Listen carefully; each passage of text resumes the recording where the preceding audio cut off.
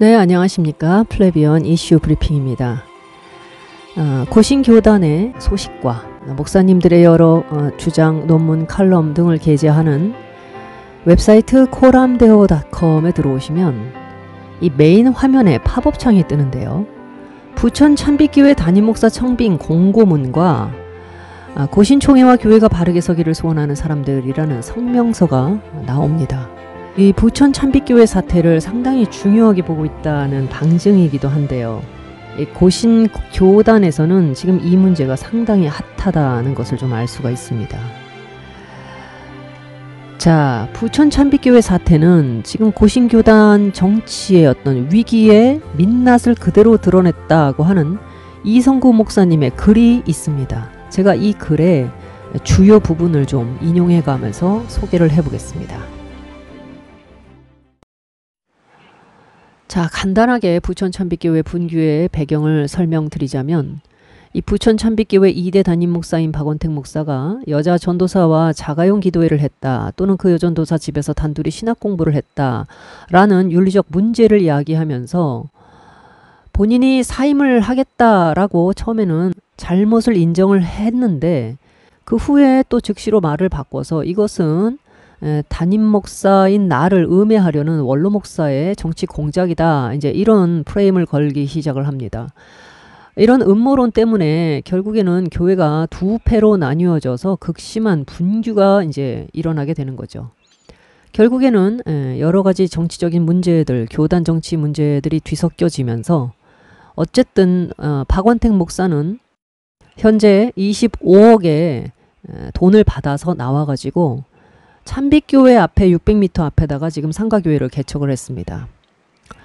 자, 이 문제에 대해서 이성구 목사님은 이 고신교단 내에서 이 부천 찬빛교회 사태가 보여주고 있는 고신교회 정치의 위기, 민낯이 그대로 드러나고 있다라는 날카로운 일침을 가하고 있습니다. 자, 이 글을 좀 제가 소개하면서 간단하게 요약을 해드릴게요. 우선 이성구 목사님은 코로나 때문에 지금 많은 교회들이 문을 닫고 있는데 6월 27일 수도권에 또 하나의 개척교회가 설립됐다고 하는데 아주 반갑기는 한데 자세히 들여다보니까 이게 바로 그 부천 찬빛교회에서 분열을 일으키고 나간 바로 그 파들이 세운 교회다. 근데 그 분열된 교회가, 분열을 일으킨 교회가 설립된 것 자체는 뭐 어떻게 보면 교회가 개척되는 거니까 감사하고 좋은 일이기는 하나 이 분립의 과정을 들여다보면 나는 그 교회가 행복한 교회라고 이름을 건 것에 동의하기가 어렵다. 하나도 행복하지가 않다. 이렇게 얘기를 합니다. 어쨌거나 한국교회 전체에 이리저리 알려져 가지고 하나도 덕이 되지 않는 이 찬빛교회 사태가 이런 식으로라도 정리가 됐으니 다행이기는 하나 이 시작과 과정 결론을 보면 참담한 마음을 도무지 금할 수가 없다. 이렇게 얘기를 하세요. 자, 그래서 이 사태의 모든 문제점을 하나씩 정리를 해야 된다. 깊은 성찰이 필요하다. 왜? 이 같은 비극이 다시는 생겨서는 안 되기 때문에. 자, 그러면서 이성구 목사님은 다음에 세 가지를 이제 지적을 하는데요. 첫째, 의문이 생겨나는 교회 설립. 다른 문제를 차치하고 행복한 교회가 출현한 과정을 보면 이것이야말로 정말 고신 교회 정치의 위기라는 결론을 얻게 한다. 이렇게 얘기합니다. 어떻게 교회가 이렇게 시작이 되고 어떻게 이렇게 분립을 할까? 목사 생활 38년 동안 듣도 보도 못한 일들이 벌어진다. 이렇게 얘기를 해요. 자, 이 행복한 교회가요. 김포 꿈꾸는 교회당에서 교회 설립 예배와 담임 목사 위임식을 가졌는데요. 고신총회 헌법 개최 교회 설립에 관한 규정에는요. 예배 장소를 준비하고 일정한 교인들이 회집하다가 교회를 설립하고자 할 때 노회 청원의 허락을 받는다. 이런 규정이 있습니다. 이게 무슨 얘기냐? 예배 장소의 준비가 교회 설립의 첫째 조건이라는 겁니다. 이것은 교회 설립뿐 아니라 교회가 분립하거나 다른 교단 교회가 이쪽으로 가입을 할 때도 동일하다 그래요. 이게 첫째 조건입니다. 교회당을 먼저 얻어놔야 되는 거예요. 그렇지 않으면 노회는 이 설립 허가를 내주면 안 됩니다. 그런데 놀랍게도 이 행복한 교회, 박원택 목사님의 이 교회는 남의 교회당에서 설립 예배를 드리는데 교회로서의 설립 허가를 받은 상태라는 거예요. 이게 어떻게 가능하냐는 겁니다, 지금. 왜 그리고 총회는 교회가 설립될 때 이렇게 장소에 대한 문제를 중요하게 다루느냐? 예배 장소 때문에 다툼이 일어나는 경우가 많기 때문이랍니다. 아주 현실적인 내용이죠. 교회가 분열할 때 기존 교회와 가까운 데서 시작을 하면 교인 뺏기 싸움이 일어나가지고 이게 교회가 아닌 꼴이 되는 거예요. 분립을 해도 여전히 싸움이 계속될 수 있기 때문에 아주 현실적인 판단 하에서 이 장소의 문제, 물리적인 거리 문제를 총회가 중요하게 본다는 거예요. 더군다나 건물과 토지를 목회자나 개인이 사유화하는 일도 생겨날 수 있기 때문에 총회 유지재단에 등록을 하게 한다고 합니다. 이러한 역사적 경험을 가진 총회가 헌법을 통해 갈등을 원천적으로 제거하려고 한 건데 이 옮길 때나 뭐 설립할 때나 일정한 장소가 적시돼야 함에도 어째서 행복한 교회는 이러한 조건들을 구비하지 않은 채 설립이 될 수 있었을까? 이게 첫 번째 의문입니다. 그리고 이 행복한 교회가 이 모교회인 참빛교회당 가까운 곳에 자리를 잡으려고 하는 것도 어쩌면 더 많은 교인들을 빼내오려는 의도가 아니냐? 그런 게 아니라면 남의 교회당에서 설립 예배까지 급하게 들여가면서 이렇게 우스꽝스러운 짓을 할 필요가 왜 있는 거냐? 이렇게 묻는 겁니다. 그리고 로마서 15장 20절 말씀을 인용하셨습니다. 내가 그리스도의 이름을 부르는 곳엔 복음을 전하지 않기를 힘썼노니 이는 남의 터 위에 건축하지 아니하려 함이라. 어떻게든 행복한 교회가 그런 불순한 동기와 의도를 가진 것이 아니라고 한다면 이 뜻을 대내외에 제대로 선포하고 영적 법적 질서를 갖추고 지켜라. 이렇게 얘기하신 겁니다. 자, 그 다음에 두 번째. 이 보통의 경우와 달리 이 교회는 설립하는 날 예배 장소가 안 정해졌죠. 그리고 동시에 담임 목사 위임식까지 또 진행을 했습니다. 이때 이 소식을 들은 이성구 목사님의 마음속에는요. 아하, 이 교회가 뭔가 쫓기고 있다. 이런 느낌을 받았다는 겁니다. 누가 쫓고 있길래 그렇게 급하냐. 여러 가지 생각이 밀려온다. 이렇게 쓰셨어요.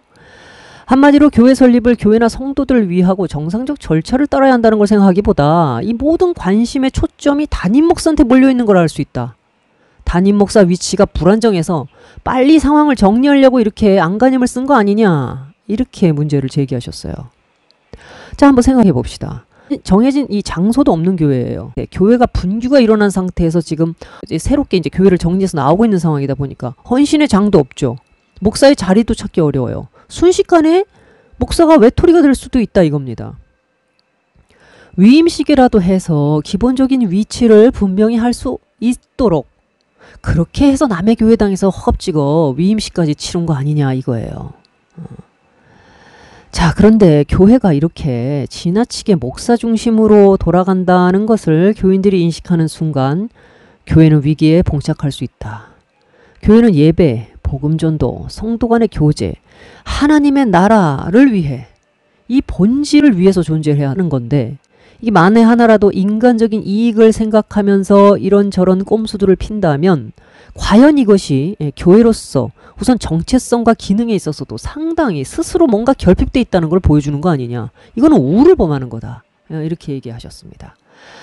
자, 그 다음에 마지막 세 번째인데요. 참 이 부분을 제가 브리핑을 하려고 여러 번 읽으면서 기가 막혀서 참 여러 번 콧방귀를 꼈습니다만은 이게 어떤 내용이냐.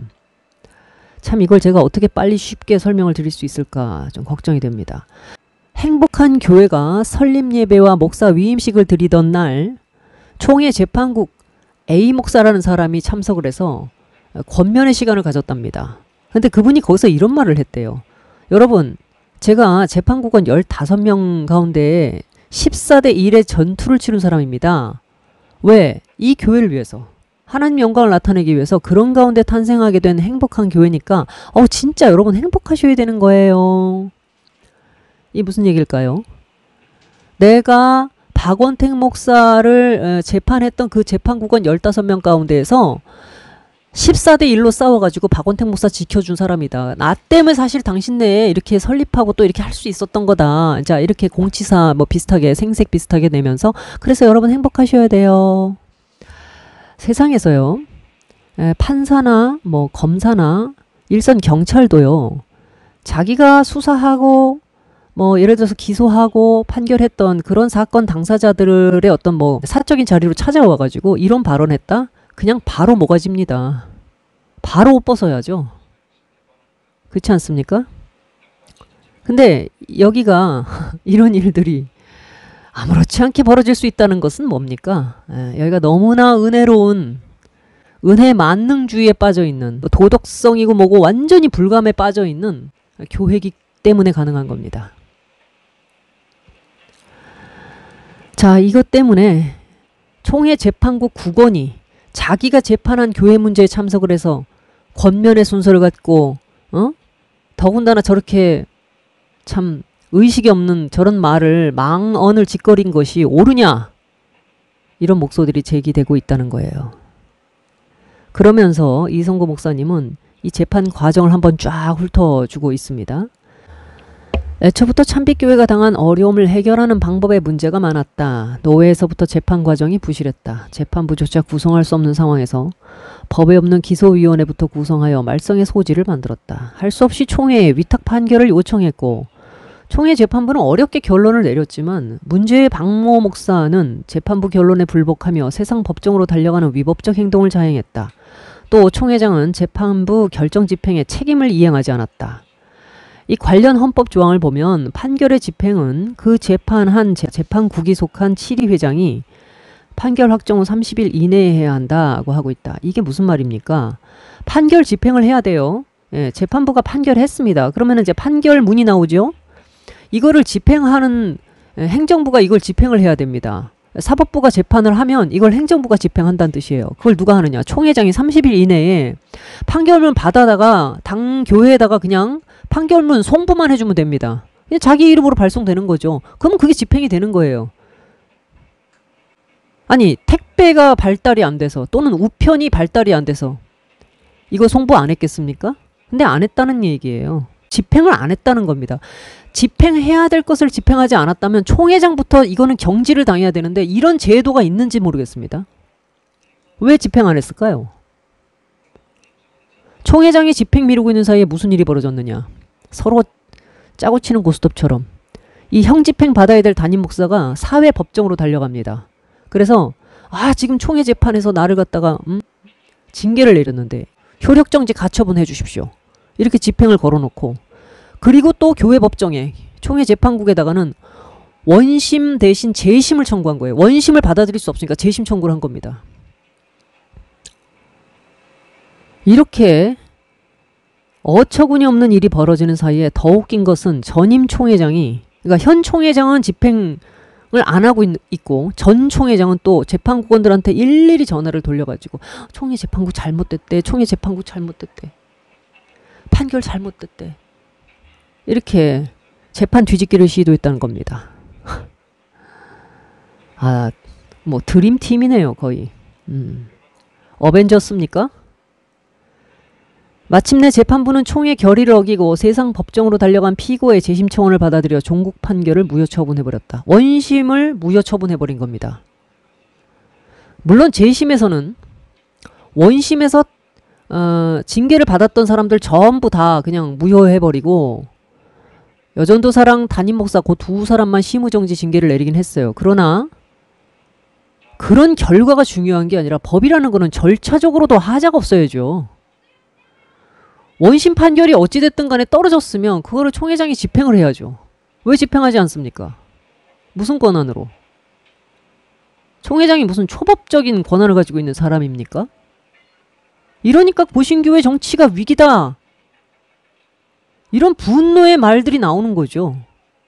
교회 정치, 교회 재판 어떻게 믿고 그러면 교인들이 그 재판에 응하고 여기서 공정하고 공의로 세상 법정보다도 어찌 보면 더 높은 도덕성과 숨이 일관한 충분히 예측이 가능한 그런 법 절차와 체계를 통해서 판결을 내려줄 거라고 신뢰할 수 있겠습니까? 교회에서 정말 못 배운 사람들만 있는 교회가 아니거든요. 또 목사님들이 얼마나 공부를 또 많이 하고 이런 교회 재판국이라든가 이런 데는 예를 들어서 뭐 법 공부를 하신 목사님들이라든가 이런 데 많은 경험과 연륜이 있는 분들이 주로 들어오셔서 다 하시거든요. 제가 알기론 그렇습니다. 문제는 양심의 마비인 거죠. 자기들의 밥통, 이권, 카르텔 이런 것 때문에 이런 짓들이 벌어지는 거죠. 지식이 모자라서 그런 게 아닐 겁니다. 자, 이런 결과를 바탕으로 재판부는 화해조정위원회를 통하여 교회 분립을 최선의 방책으로 제시했습니다. 이렇게 앞에서 열심히 끌탕 쳐주면서 어떻게든지 집행과 공의가 이루어지지 못하도록 앞에서는 막아주고 뒤에서는 화해조정위원회가 구동이 돼가지고 결국에는 참빛교회 성도들의 고혈을 빨아내는 25억을 받아내게 된 겁니다. 사실 저도 분규를 너무 많이 보니까 이게 일상을 완전히 마비시킬 정도가 아니라 영혼까지 파괴를 해요. 25억? 그래.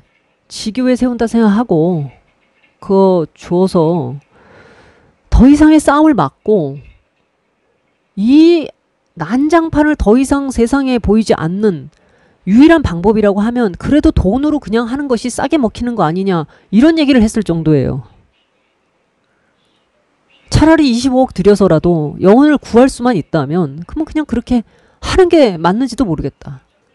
그리스도는 아무 죄 없으신 의인이 우리 죄를 대신해서 그분 자신이 그냥 죄가 되어서 십자가에까지 달리셨는데 그래 하나님께서 부천 참빛교회에 왜 이런 짐을 주시는지는 모르지만 사랑하시기 때문에 그런 역량이 되니까 아마 이런 사태까지도 짊어지라고 말씀하시는가 보다. 그렇게 생각을 하면서 위로를 얻어야지 어떡하겠습니까. 그래서 그런 생각을 저도 했었어요. 일시적으로. 더 싸우는 것보단 이게 나은지도 모르겠다. 그러나 이제 그런 부천 참빛교회 교인들의 그 마음을 600m 앞에다가 행복한 교회라고 걸어놓고 이 조롱하는 것도 아니고 이 무슨 얌통머리 없는 짓이란 말입니까?